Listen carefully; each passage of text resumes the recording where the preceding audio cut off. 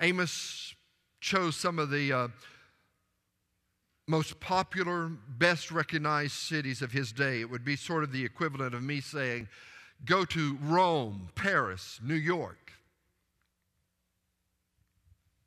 All of these cities had been in a cycle. Presently, as Amos spoke, all of these cities were under the control of Israel, having once been very prosperous and free. But they maintained their importance because of their location or their history or their economy.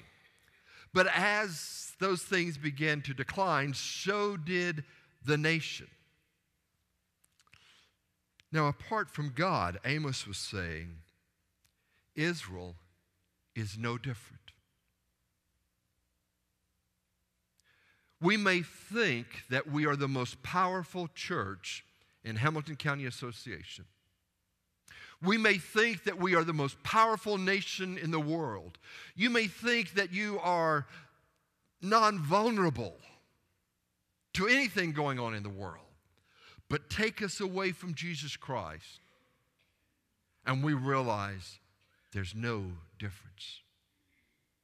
See, it's so easy for us to get caught up in the cycles of sin, and those cycles of sin, each cycle, even though we can receive forgiveness, this is important. I think, I don't know if this is theologically true, but this is how I feel. You know how brain cells die and cannot be replaced? I feel that way about spiritual cells, if there were such a thing. That even though I can be forgiven and healed, every time I go through a cycle of sin, I lose something that can never be replaced. That's the consequence of sin. And it's a horrible thing. And each time that I go through this cycle of sin, something erodes from my life. You know how you throw your clothes in the dryer and then there's lint that you collect and you wash them again next week and there's more lint?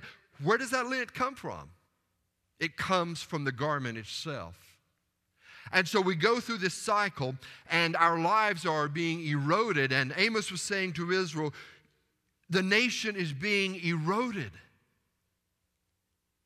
Jesus looked at the Pharisees and he saw that so much had destroyed the internal structure of their souls that he said, you're nothing but whitewashed tombs. You're just a white shell. But inside, you're empty. Maybe your friends think you have it all together this morning, and maybe you're doing the John Travolta spiritual walk. You think everything is going just great, but you watch that movie. That's the story of a man whose life is in search of something.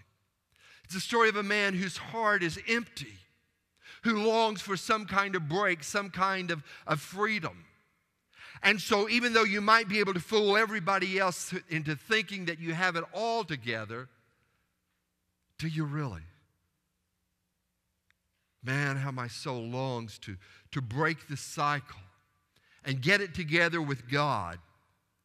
The only thing that will allow that to happen is God's grace and faithfulness. He breaks the cycle of sin and He puts all the broken pieces together. If we represent God, we do so by example.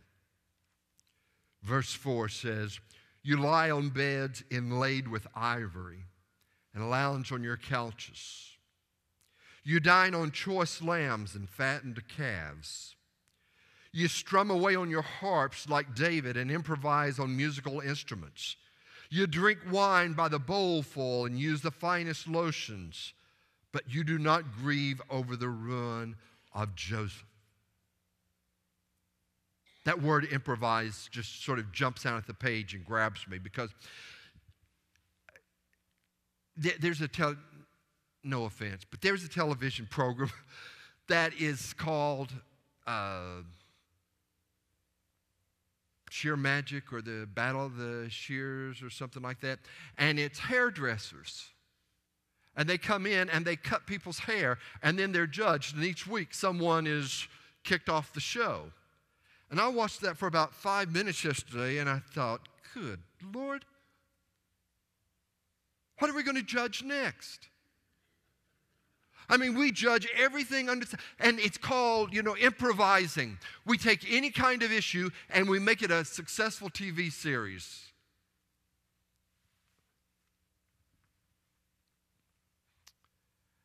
And that's exactly what Amos accused Israel of doing. They had time to improvise and modify and change everything, but they did nothing. A young man in our church recently talked to me about witnessing to a lost person.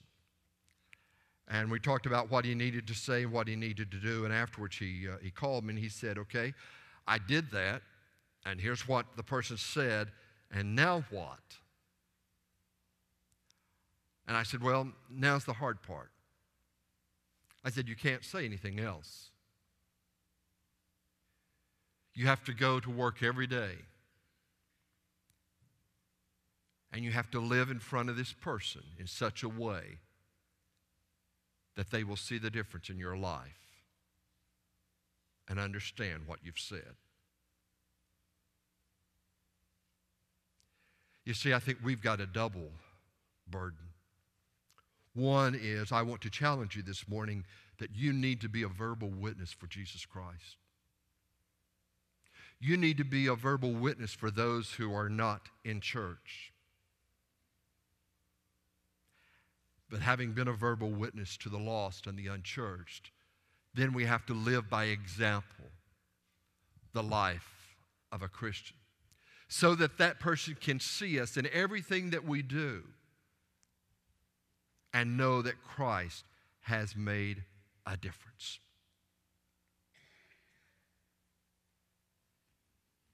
Do people see the difference in me? Do people wonder why I waste my time going to church? Do people know that you are a believer? Sometimes I think it would be nice if we had red capes with crosses on the chest and the back so that people would know we were Christians by our capes. We could just walk around and the red cape would say, I'm a Christian. But it doesn't work that way. People know that we are Christians because there's a difference about us that they can't understand. They can't comprehend. They can't put their finger on, but there's something definitely different. You see, the change of heart manifests itself in the change of behavior. Which brings us to the last point. If we represent God, we are accountable to God for every thought and every behavior, for everything that we've done and everything that we have left undone. You put off the evil day and bring near a reign of terror. Therefore, you will be among the first to go into exile. Your feasting and lounging will end. Truth is, no matter how you live your life, one day you're going to stand before God. Even if you're a sinner who at the very last minute, as the thief on the cross did, you turn to Jesus and say, remember me. Or if you're a disciple who's committed most of your earthly life to following the Lord, you're going to stand before God if you're rich, but you're going to stand before God if you're poor. You're going to stand before God if you've done your best, and you're going to stand before God if you haven't lifted a hand. Every one of us will give an account to God. He is the divine accountant. Nothing will escape His eye. He will weigh everything.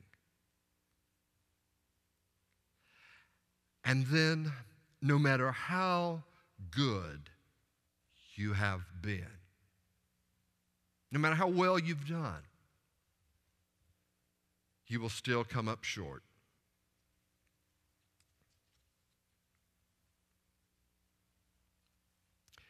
The other day, I came back from lunch, and Sandy Blankenship was out by the sanctuary with the rose bushes and a yardstick. And she was placing the yardstick on the ground and snipping the rose bushes. I said, "What are you doing?" She said, "Well, I use this to cut the roses back."